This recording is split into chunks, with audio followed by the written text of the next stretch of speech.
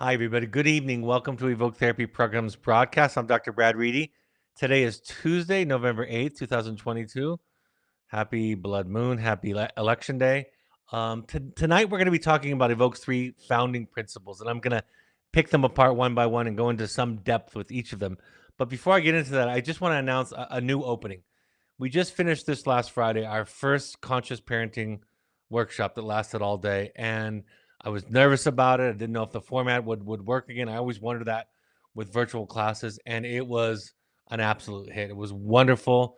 All the participants raved about their experience. So we'd already filled up two of the classes before we'd even have the first one. And we have a waiting list. So we're opening up a third class. That third date will be February 24th, same times, 9:30 a.m. to 4:30 p.m. Mountain Standard Time. We're going to have 24 participant max. So what that means is that we'll be able to interact a lot more. I'll be able to, in essence, what I did last time was have a virtual therapy session with several individuals to watch and feel what it's like to be in therapy, if that's of any interest to you. So back to tonight's broadcast, talking about Evoke's three founding principles. I want to start with this. This is something I quoted. It's from a TED Talk by a woman by the name of Ash Beckham. And I loved her talk. It was about how hard is hard. She says, hard is not relative, she explains. Hard is hard. Who can tell me explaining to someone you've just declared bankruptcy is harder than telling someone you just cheated on them? Who can tell me that his coming out story is harder than telling your 5-year-old that you're getting a divorce? There is no harder, there is just hard. What I want to talk about tonight is how there are some themes throughout psychology, through therapy, that are similar. Everybody has different circumstances. Everybody that has different trauma. Everybody has different skills and weaknesses and strengths, and we try to pay attention to those and make use of those, make those part of the therapy experience. But, however, it would be difficult if every single human being were fundamentally different. So part of what we're talking about when we talk about our founding principles is something that can have generalizability. It's a hard word to say. Something that generalizes well to everybody. So these are our core principles tonight, and I'll talk about them and then go into to some depth about how attachment theory fits in, and specifically how attachment-based therapy fits in to the model at Evoke. So our three founding principles. The first principle is to know your truth. We believe at Evoke it's essential for people to know and understand their authentic truths, to know their own thoughts, feelings, hopes, preferences, and needs. To discover one's truth, it is critical that one is met with empathy, curiosity, understanding, compassion, and non judgment. We also believe that an individual can only see, understand, and hold space for others to the extent that they have come to understand themselves. So that's our first truth, to know our truth. The second truth is to express our truth. We believe that as people come to know their truth, they can learn to clearly and assertively express their needs and truths, thus nurturing their authentic self. We also believe it is important to understand the difference between knowing and expressing one's truth and imposing one's truth on others. So I'll talk about all of these more in depth. So after we know who we are, our job is to express it with the way what we share and our boundaries, and I'll go into more depth in just a moment. And then lastly, and maybe most important to the method of attachment-based therapy, I'm going to be talking about how we look at healing. We believe that people heal in relationships. We believe that people are wounded in relationships and healed in relationships. Relationships that offer healing and repair can include capable therapists, mentors, sponsors, supportive family and friends, support groups, and communities. We believe that healing manifests itself in the way that we feel about ourselves and our bodies. Further, we believe that healing and growth are lifelong endeavors. So let's get into that first principle, and then I'll go to all three of them. Knowing our truth. Knowing our truth sounds very, I think, psychobabble-ish to me. It sounds a little bit kind of new agey and can be a little bit ephemeral and kind of hard to grasp, not really capable of kind of understanding what it means. But it's really just talking about how we feel, how we think, what we need, what we want, what we prefer, what we like, what we dislike, what we're okay with, and what we're not okay with. And that is our job to figure that out. But because, and I'll talk about this in the healing part of it later, because we've been told the right way to think and feel and want and be, we lose our authentic selves. We develop what psychologists refer to as a false self, a self that values belonging and acceptance more than it does its own authentic truth. In fact, from attachment therapy and attachment theory, we think that the reason that people self-harm, self-medicate, the reason that they often seek to not be present in their own lives is often because they've denied this truth that's bubbling underneath everything. This is where you deny who you are, what you feel. You might not even know what you when you're hungry, when you're tired, because your brain has been trained, shaped, and formed to think about the right way to be, the way that you should be. These truths can be simple, like I'm hungry, or I have a scratch on my leg, or I'm cold, to complex. Things like I value integrity in relationships, or I love reading romance novels. It could be anything in between.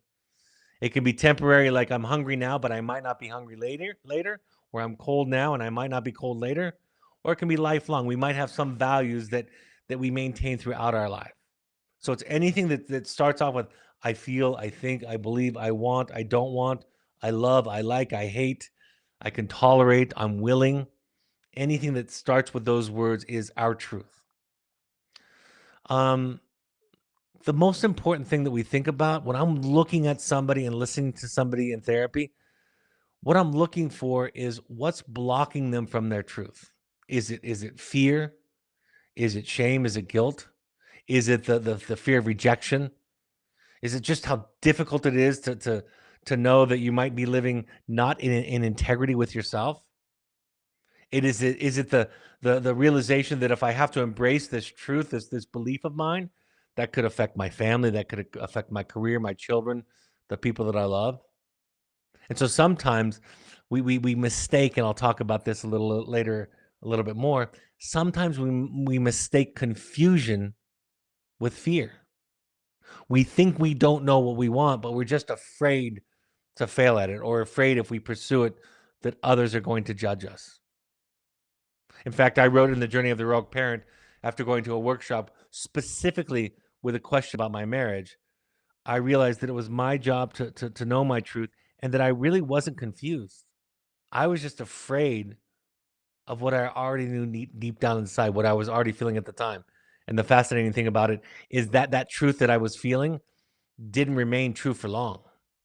I eventually changed my mind as I came out of the workshop. So, what is your truth? What's getting in the way of it? I always say to clients and when I'm training therapists, it's just as important, perhaps maybe more important, to understand or ask or be curious about why somebody doesn't know their truth. Why don't you know the answer of what you want to do for a career, or whether or not you want to get married, or whether or not you want to get divorced, or send your child to a program, or how many hours is the right amount of hours for you and your family for your children to be on screens? Again, the truths, the questions are varied, but it is what blocks us that becomes the goal, the thing to seek after, the thing to heal and unravel and unpack.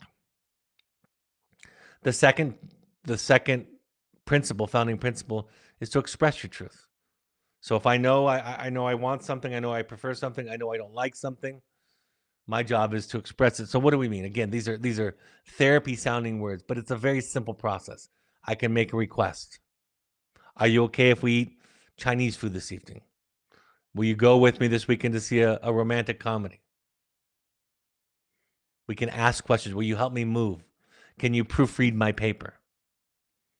We express our truth by making requests, also by sharing what we feel. I'm feeling tired. I'm in the mood for Mexican food this evening. I don't like it when you yell. I don't like it when you raise your voice.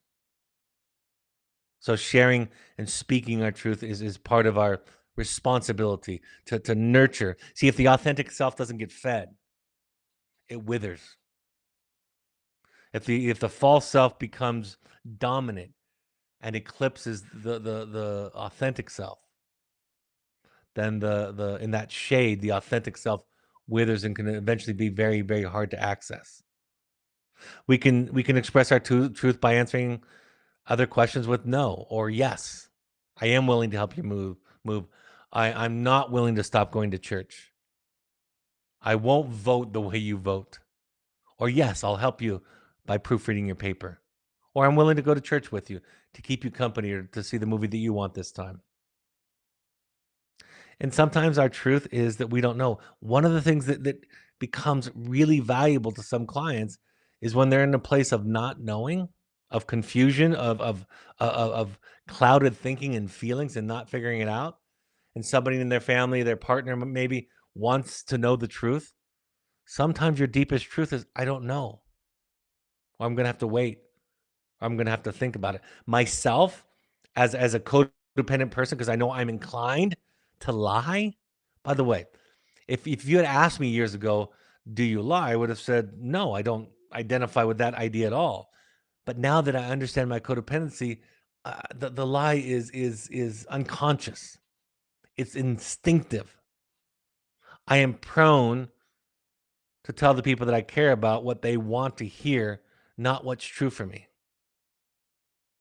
So as a recovering codependent person, part of what I try to practice is to take time and say, I need to think about it. Just slowing it down so that fight or flight instinct that comes up when I'm asked a question and have to state my truth, and my body is afraid that if I tell the truth about what I prefer, want, don't want, that it's going to go the way that it's gone other times, which is I was punished, I was shamed, I was rejected, I was abandoned, I was judged.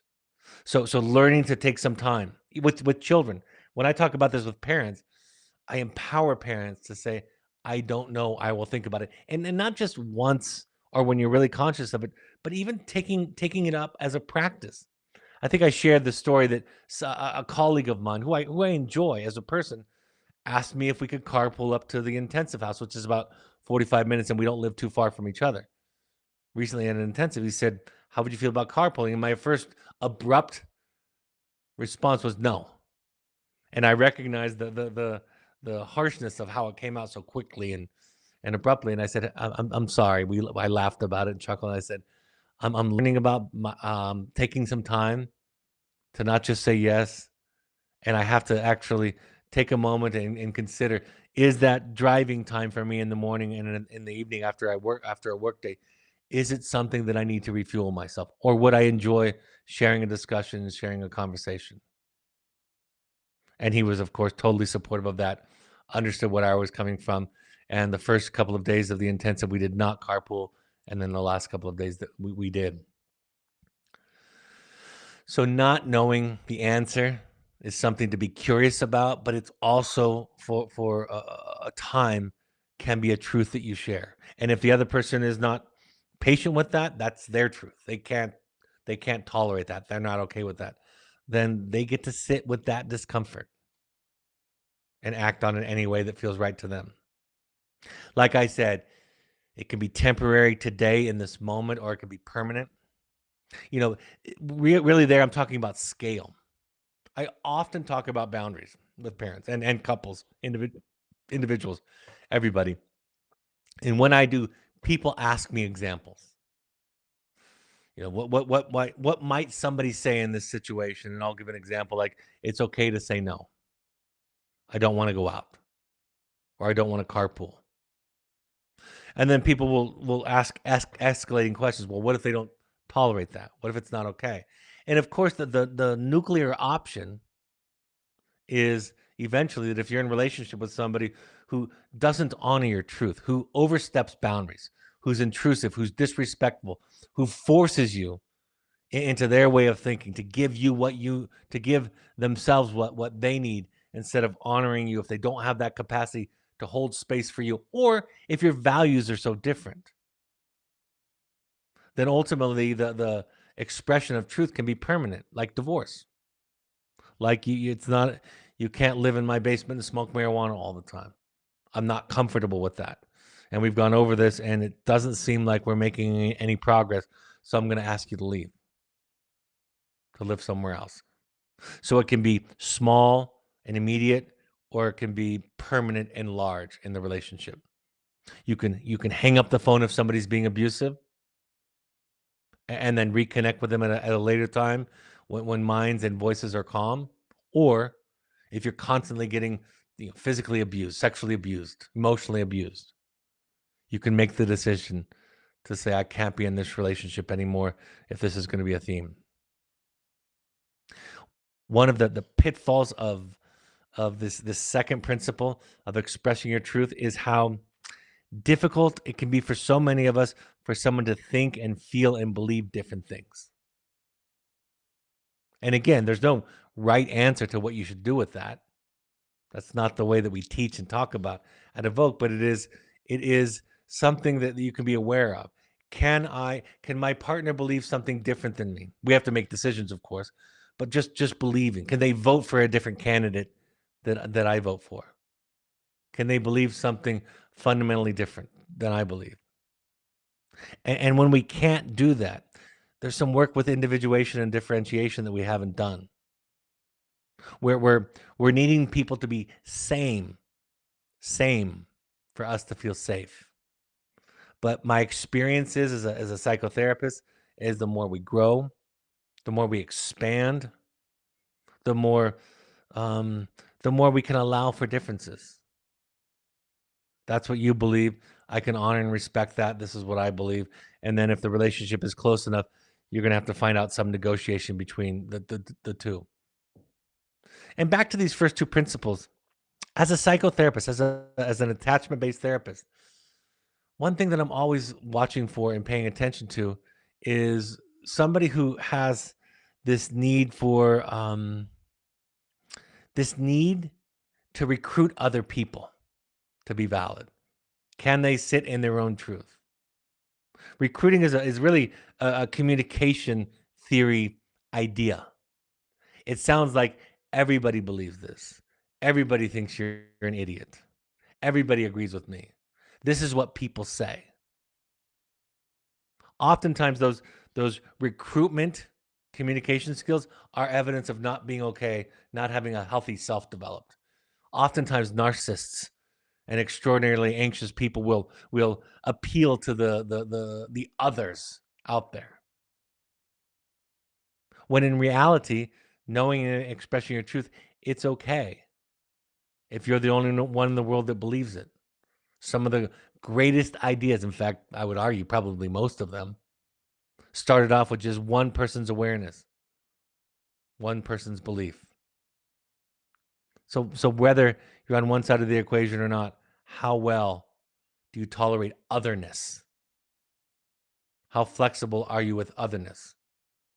And are you clear about um, aspects of otherness that are threatening? If my wife prefers Mexican food over Chinese food, that's something we're probably going to live with and find a way around. If my wife wants to drink and drive and doesn't see any risk or harm in that, that's probably something that's not going to work out in the relationship. I'm going to have to take care of myself and my children by leaving. My wife doesn't believe that, of course. So it's somebody says to me, I don't know if I'm being a doormat. This is a very common idea. Am I being a doormat? Am I being a pushover? Am I being too easy? Am I giving in too much? Or am I being too rigid, too inflexible, too uncompromising? Especially in marriages, those questions are asked, but also in parenting. And the non-ironic answer that I give to that is yes. That's the right question. That's the question that is your life. And only you can answer it. We can talk about it.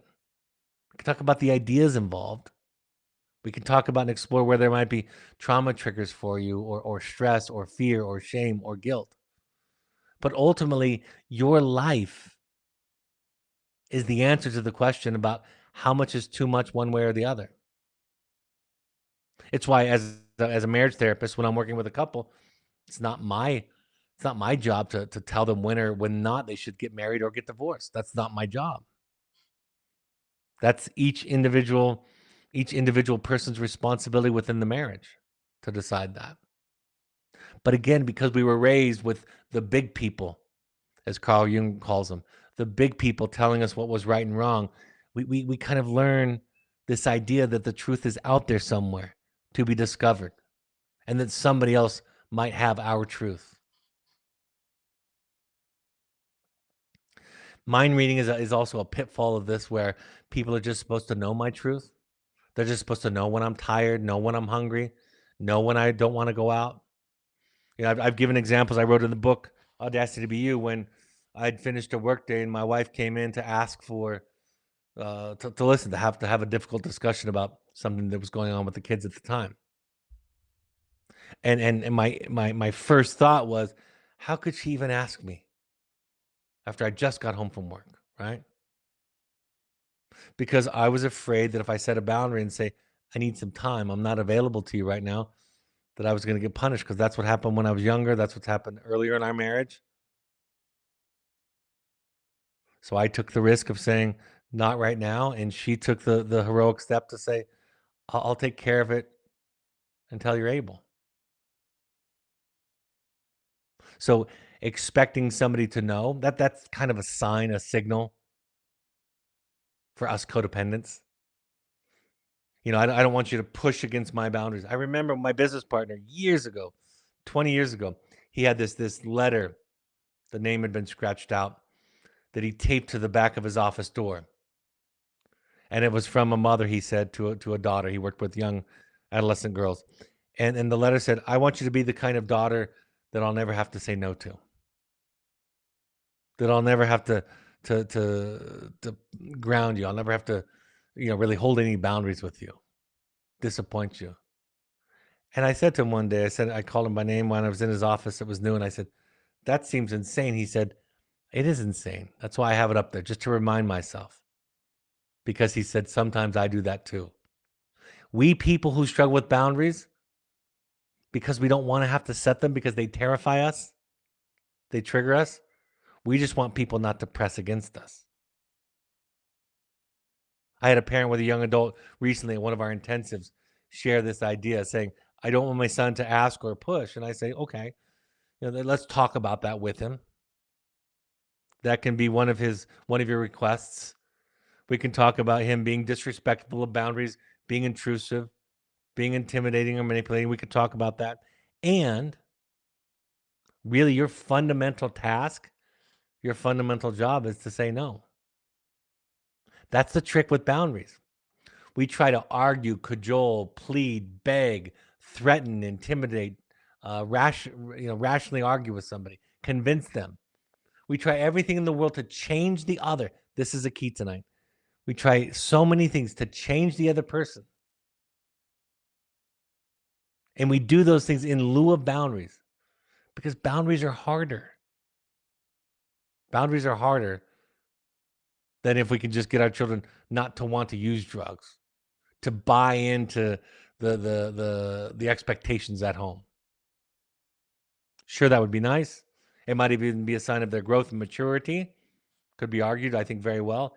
And if I were in charge of things, trying to teach parents about boundaries, I would give them children who disrespect boundaries. I would give them children who push. That goes back to that adage that I talk about, that everything changes when the parent realizes that the child is the teacher. That's what I'm talking about.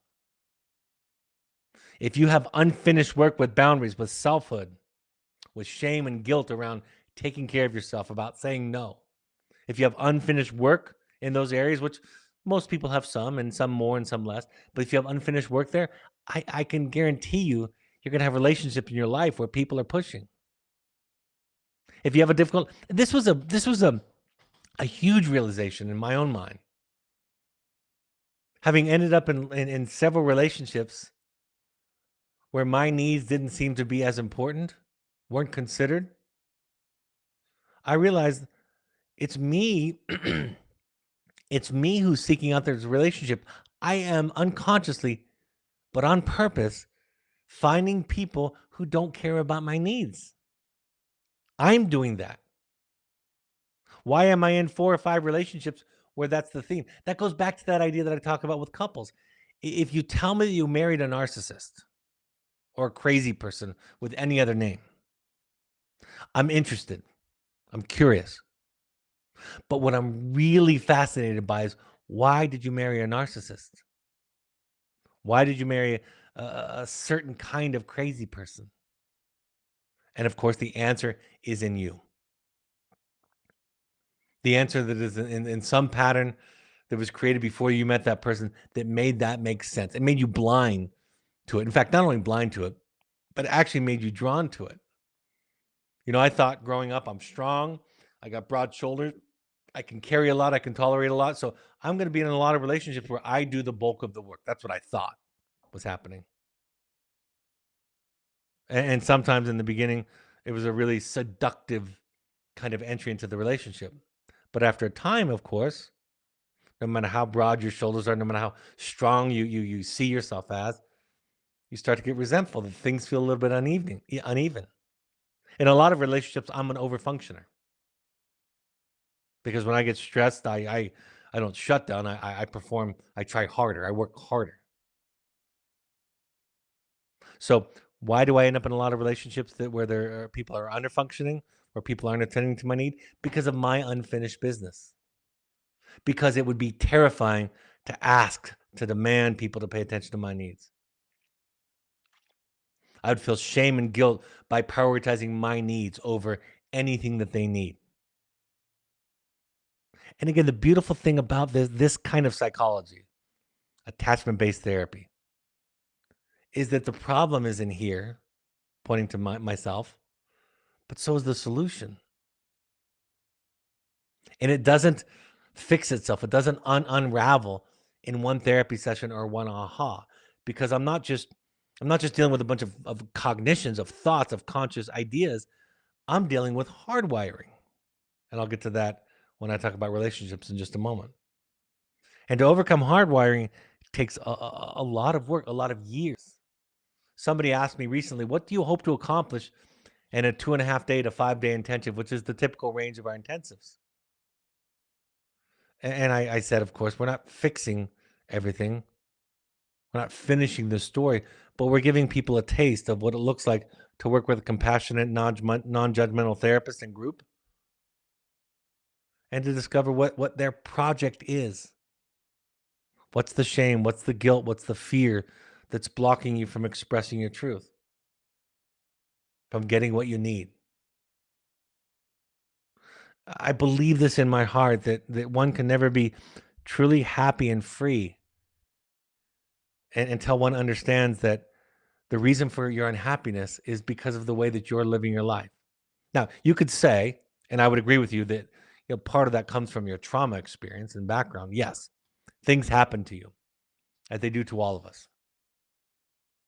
But now those things are yours to deal with. One of the liberating things that I've thought about with my children as of late, it's kind of like a mantra that I tell myself is it's their life. They're going to have to figure this out. I can't do it for them. I can't control and prevent heartache and pain and difficulty. And when I do let go and surrender to what I'm not in control of, the most amazing thing happens. I speak from a more authentic place. But if I haven't surrendered and given up on the idea that I can make them turn out exactly the way I think they should, then what I will say and express will be, at least in some part, often very much a part of it, it'll be coming from a place of control, coercion. So it's a deep psychological idea to express your truth. Learning to take people at face value. So many parents over the years, so many of them have said to me, if I make these changes with boundaries, if I make these changes with communication, um, can I be patient with my children because they're not quite up to it? They're not quite ready. They're not quite caught up to where I'm at. And my response is, if we start to take people at face value, meaning not trust whatever they say, I'm not talking about that. People can lie. But if I say to somebody, do you want to eat? Would you like some water? Hey, I'm up. Do you want me to grab you a blanket? And if we start to respond to them at face value when they say no, then people have to learn to use their words. But when we grow up, as most of us did, in families where people don't speak the truth, it's all covert and it has to be decoded. We don't know what's going on. You know that old cliche that a spouse says, "Hey, I want to go out with my friends this Friday night. Is that okay?" And the spouse kind of begrudgingly says, "Sure." You could just sense a tone in the answer. That's because they didn't grow up in a house, and probably it hasn't been developed yet in the current house, an ability to speak up for themselves. Well, I was hoping to go out with you this Friday night, and I'm sad. And rather than rushing in and fixing it, I just need you to tell that. But if it's something you want to do, I can be okay. I can take care of myself. Well, let's do it Saturday or next weekend. So we learn as we heal to take people at face value, not to ask over and over again, "Are you sure?" Because my wife and I have discovered that I can be somewhat of a liar and tell people what they want to hear and not always be conscious of it. My wife gets into the habit of asking the question 2 or 3 times. It's a cycle, right? But again, if I work on my project of telling and expressing my truth and she takes me at face value, it puts actually more kind of healthy pressure on me to speak up for myself.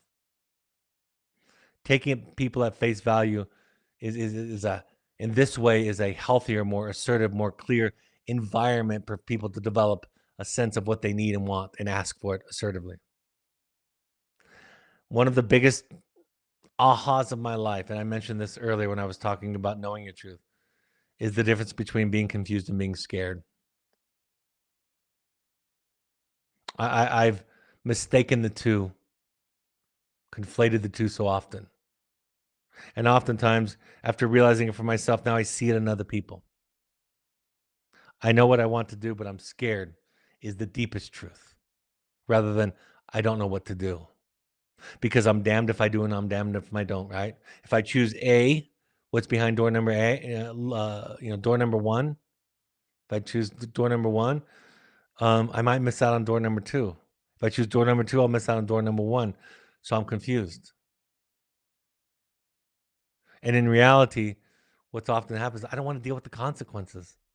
I don't want to deal with the blowback, the pushback. In terms of expressing your truth, there's one other concept I want to share, which is one of my favorite concepts from Harriet Lerner's book, The Dance of Anger, where she talks about expecting and planning for pushback, change back messages, she calls them. That when we develop boundaries and start to set them, that people are going to want to keep us keep the status quo. I don't want to help you move this weekend. Well, you've helped me before, or you're being selfish, or but you said you would a long time ago, right? All of those things that can kind of push us again out of our truth. And if we plan and prepare for those, part of what we do at the intensives is we help you plan and prepare for the pushback, the change back messages. We listen to the way that you've been raised. You know, what are your soft spots, your vulnerable spots? What are your buttons, as they say? Maybe it's being called selfish. Maybe it's being called unloving, unfair. Pick it. I said this to my wife every day, the other day, as a reminder to our own challenge with our children.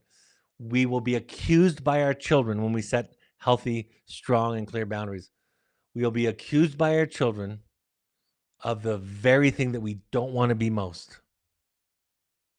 So sometimes I would have in the wilderness, I would have children and parents come up with what's the best way to manipulate you. I would write mine, you would write yours.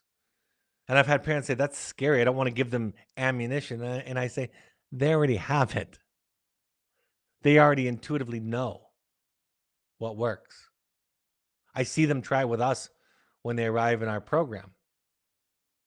You don't care about me. And I start to realize, oh, so that works with mom and dad. When you tell them that they don't care, then they capitulate because they can't be somebody that doesn't care. Probably because, to be honest with you, probably because they had a parent that they thought didn't care. And they definitely don't want to be that. So do you see how we have to unravel and go down and look back to find out where's the energy in our bodies, in our psyche, in our unconscious? And that when we name the thing, when we discover I don't want to be a dad who doesn't listen because I had a dad that didn't listen and it's one of my traumas. When we discover that, when we name it, it doesn't get more power, it gets less power. It becomes weaker and weaker and weaker the more that you put the spotlight on it. The third founding principle at Evoke is healing in relationships. This is where my love is. We believe that people are wounded in relationships and healed in relationships. Relationships that offer healing and repair can include capable therapists, mentors, sponsors, supportive family member and friends, support groups and communities. We believe that healing manifests itself in the way we feel about ourselves and our bodies. Further, we believe that healing and growth are lifelong endeavors. Attachment-based therapy is not just understanding attachment styles, ambivalent attachment, right? Avoidant attachment, disorganized attachment. It's more than just understanding the attachment styles, that the attachment theories. It's a method and a way of being with somebody. I cannot underscore that enough. I've heard many therapists over the years, even myself, for many years, talked about, yeah, I know attachment. I could pass a test on attachment theory. But do I know the mechanism to heal it? Do I know what it looks like to provide a context where a client can develop what we call an earned attachment, which is an attachment that happens in therapy or later in life after childhood? It's compassion. It's non-judgment. It's being the non-expert. It's being patient and curious. Gabor Mate calls it compassionate inquiry, a great phrase. I want to understand. Okay, you have this symptom. You're doing this harmful thing that hurts people and that you don't even like. Okay, I hear you. But can we lean into that and say, what's it serving? What's its gift? What is it telling you that you need?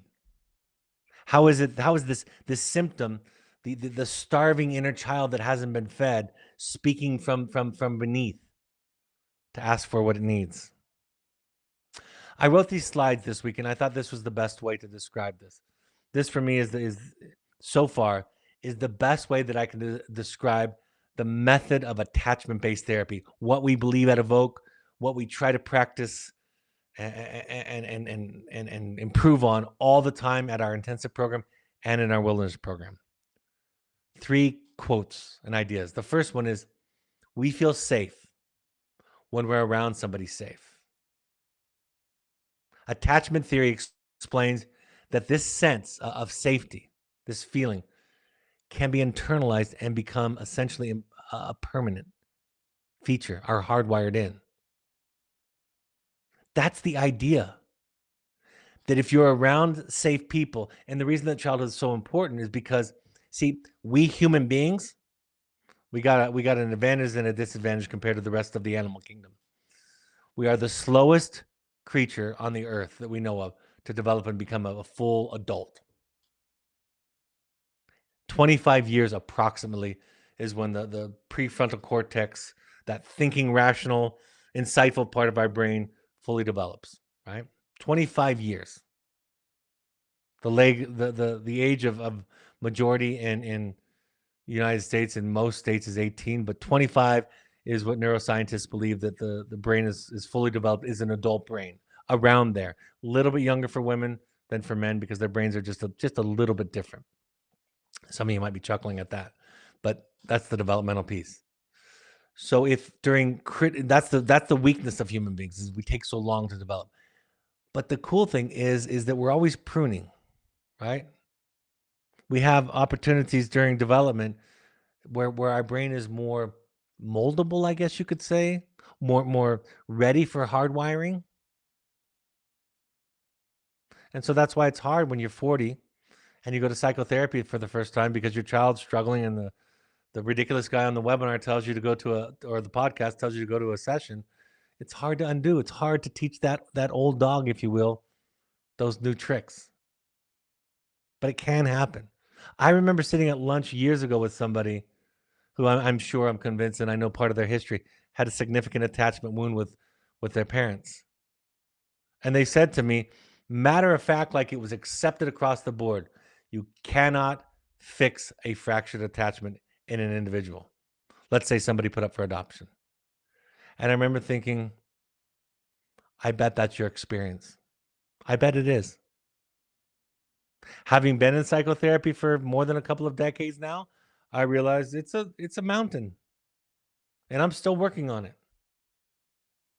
And I suspect, based on all that I've seen, I'll be working on it until the day that I die. At least I hope I will. We feel safe when we're around a safe person when we're young, particularly, especially, and that wires our brain for safety. And it becomes a permanent feeling, regardless of circumstances, regardless of specific traumas over which the parent might not have control. You cannot control whether your child gets bullied.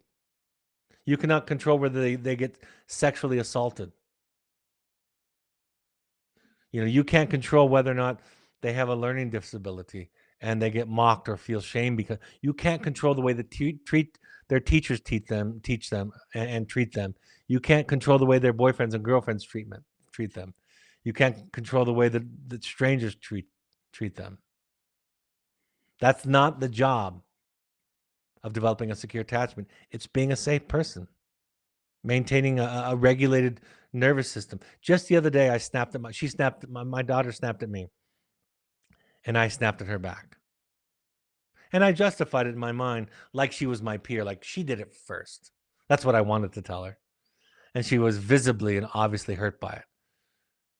And that evening, when I apologized to her, she said the most honest and cutting thing that she could say, which was, I apologize for snapping. I wanted to justify it because she snapped at me first.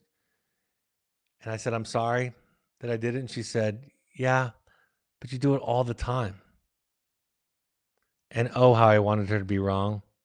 And oh, how I wanted to explain that it wasn't my fault because she started it. Sounds just like a child, right? And it was a difficult evening because it was true. And I realized it's my job to set boundaries and limits with my child, but not to become dysregulated, unsafe, and yell back at them. Instead of that, it's my job to slow down, to take a moment if I need it, and to say, hey, I'm not okay with this.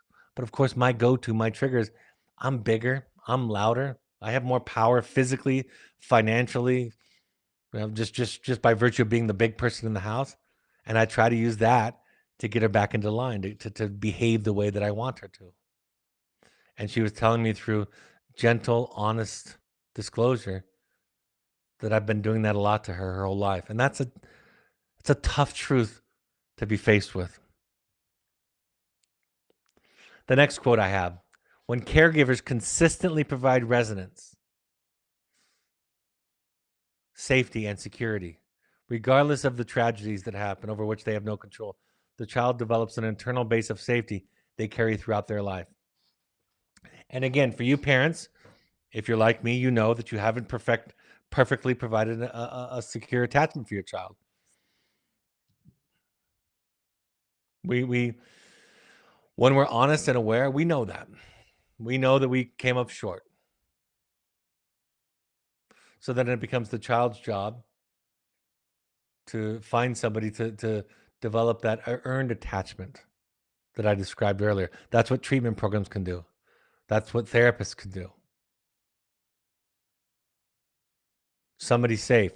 One of my favorite quotes from my favorite attachment-based author is, a parent that's not particularly warm and nurturing can give the child what the child needs if only that parent will allow the child to get it from somebody else.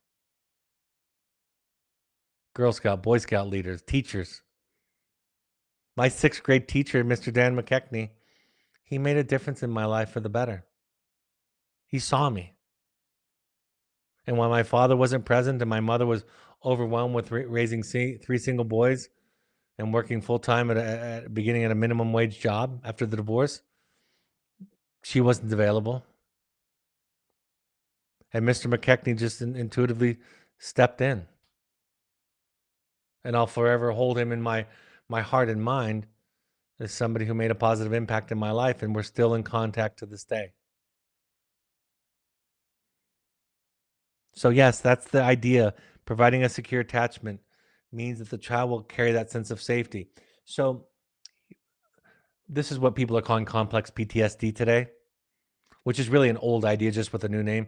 Complex PTSD is that the individual doesn't feel safe, not from one specific big T trauma, but from the way that they were held. You see, if you're a safe person, a capable, safe person, and a tragedy befalls your child, they will grieve, they will hurt, they will weep, they will experience pain and some suffering. But if they have a secure attachment, they can make it through it. And that's true of all of us. A secure attachment doesn't prevent pain, but it does prevent lifelong extended suffering. And so developmental trauma, complex trauma, it's called sometimes, that leads to complex PTSD, small t trauma. This is how you are. I've shared this many times. My dissertation for my doctoral degree was looking at traumas and seeing if there was anything in the family that mitigated trauma. We looked at divorce and alcoholism in parents. And the one thing that made the difference was a few questions around resonance and safety. Was somebody in my life present on a relatively consistent basis who saw me, who was curious about my feelings, who took an interest in what was going on inside of me, not just my behavior, my good and bad, right and wrong behavior. And if you do that during childhood, the child carries a resilience. I get asked to speak on resilience all the time. This is resilience. Secure attachment develops resilience. And it's essentially, I mean, it can be disrupted by severe chronic trauma later, of course, but essentially this kind of base, it's a base, it's a foundation, is something that we can carry it throughout our lives, throughout life. And the final quote is, the result of a secure attachment or earned attachment, if it happens later in life, is a sense that one is home. It is safety, security, and the feeling of I'm okay. I will be okay. And poets and prophets have often referred to this sense of home as heaven. That's how amazing it feels. You will have tragedies in your life if you're lucky. That just means you've lived a long life. You will lose people that you love if you're lucky. Hard, difficult things will happen to you and to the people that you care about, including your children, if you're lucky, because that just means that you're alive and living a long life. But if you have this base, this base of a secure or an earned attachment, you will be okay and you will know that you're okay. So this idea of attachment-based therapy is taking this principle of how an authority figure or a caregiver, how a big person, the way that Jung refers to them as, how a big person shows up and feels and responds to you, all of you, the warts and all, how they feel and react to you. You develop a sense of who you are, of what you are. And if they look at you with compassion and patience and understanding, not perfectly, of course, because nobody's perfect, but if that's the theme, if that's the pattern, you develop this base. I worked with sexually abused clients for many years, and it was part of my chairperson's research emphasis. So I worked on a lot of her work. And what we discovered a lot is that sexual abuse, which of course is significant, wasn't the predictor of pathology or health. It was how the family dealt with the problem. Our clinical director said it so beautifully in a quote on Instagram this week. He said, it's our relationship to the issue that's the issue. It's not the sexual abuse. That's hard. That's painful. That's a trauma. It deserves our attention, our respect, our love and compassion and patience. It's real. It happened. Your child's overdose is real. Your child's self-harm is real. Your child's substance abuse, their lying is real. All of those are real traumas. But that's not the predictor of health or pathology. That's not the predictor of your mental health. The predictor is your relationship to that thing. And if you have a secure base and you're okay when tragedies befall, if you have that foundation, You can stay regulated and present for the most part, of course. Your child develops that sense and they carry it with them forever. I said this to my children when they were young from more of a Buddhist perspective. But I used to say, someday I'll be gone. But if you miss me, just look in the mirror. There I am, right? For better or for worse. There I am, always. And you'll see it in your children's eyes too.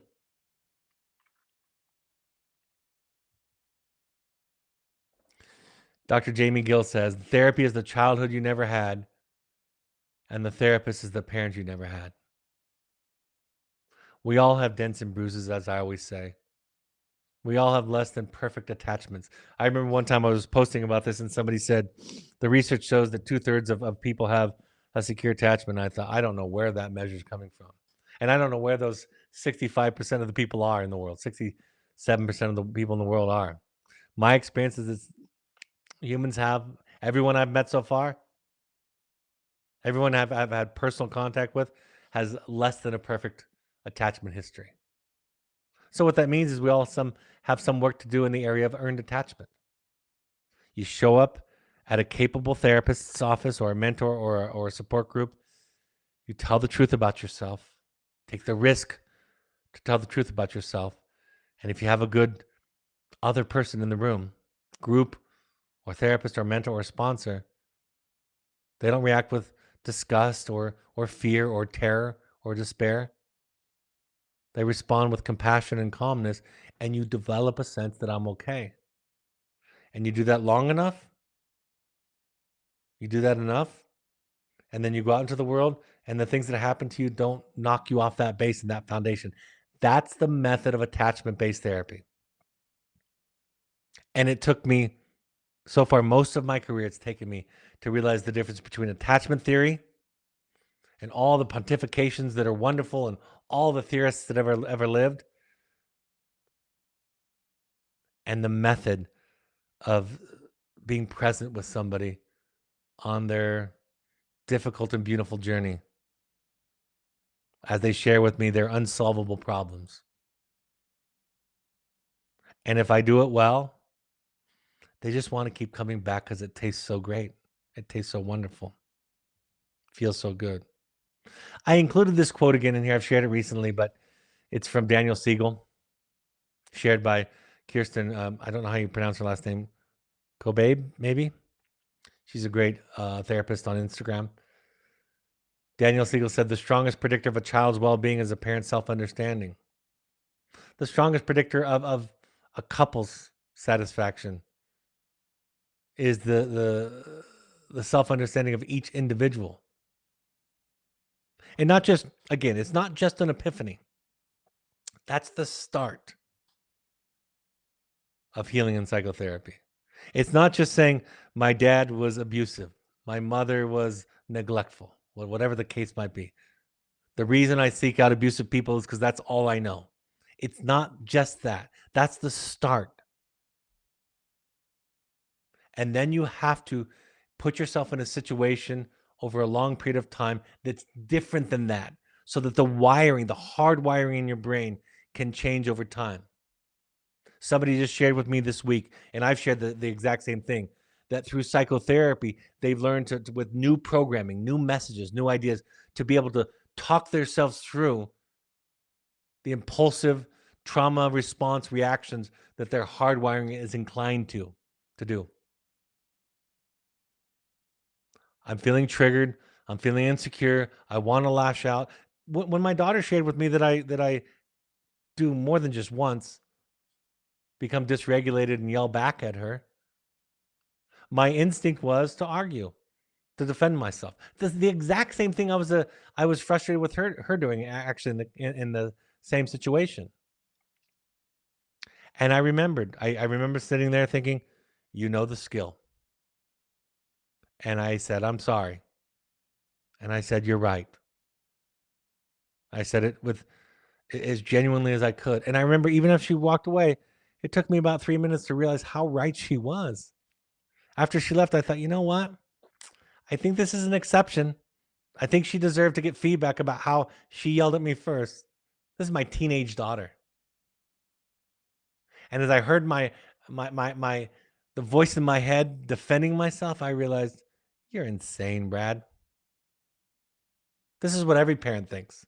This is what every spouse thinks. That this idea doesn't apply to them. And then I shared it with my wife, and we laughed at me for a little while. So, what's the solution? Do your work. Find somebody who can find you.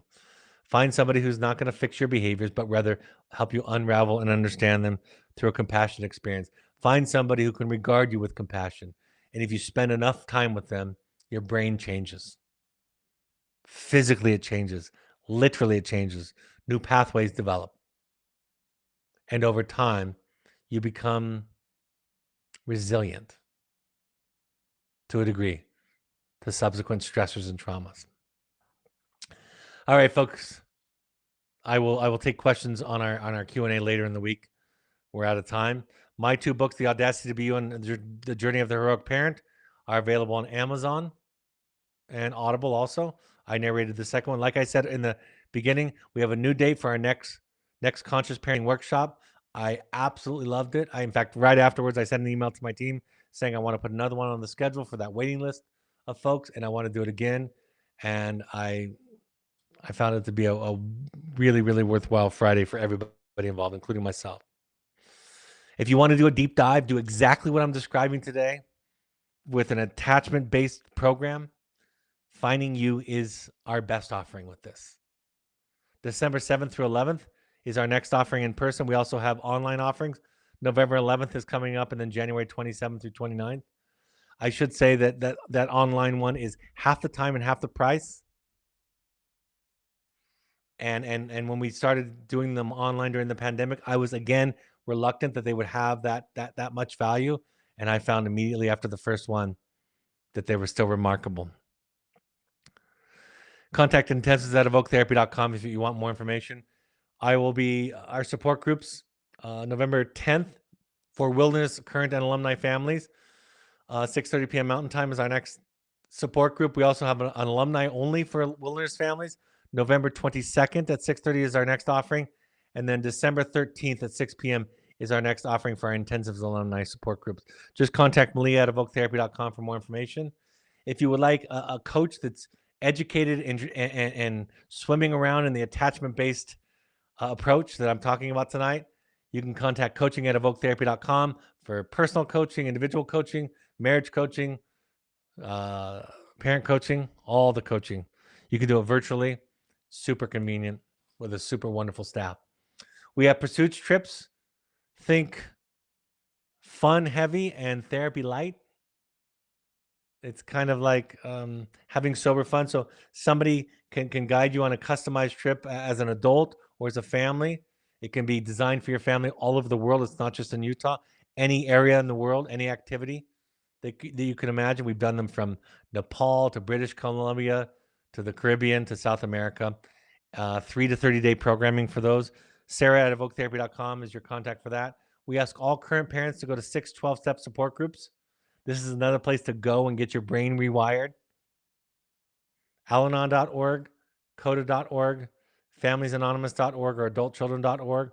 Also, RefugeRecovery.org and NAMI.org are great organizations in your local area that are free, that offer these classes. All of those the support groups that I mentioned are free, which is wonderful. There is not a lot free in this world, and the schedule is flexible and even online.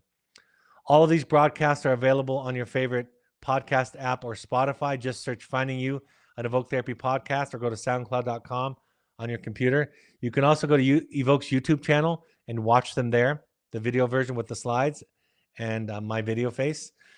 You can find Evoke and Brad Reedy on Twitter and Instagram using the handles at Evoke Therapy and at Dr. Brad Reedy. You can find the Intensives program on Instagram using the handle at Evoke Therapy Intensives on Facebook. You can find us by searching Evoke Therapy Programs or Evoke Therapy Intensives. And then we have a blog with new content each week that is curated by Malia, my facilitator this evening, and she does a great job of curating our blog with new content from our staff and therapists each week. Our charitable partners, if you want to give back to people that can't afford treatment, especially this time of year, you can go to choosementalhealth.org, skiesthelimitfund.org, or evokefamilyfoundation.org Those are all of our charitable partners. We will usually match funds when people when those programs help pay for treatment. My next broadcast will be this week, November 10th at 6:30 p.m. That will be a question and answer, following up any leftover questions, any new questions. You can invite family to these open forums, these Q&As.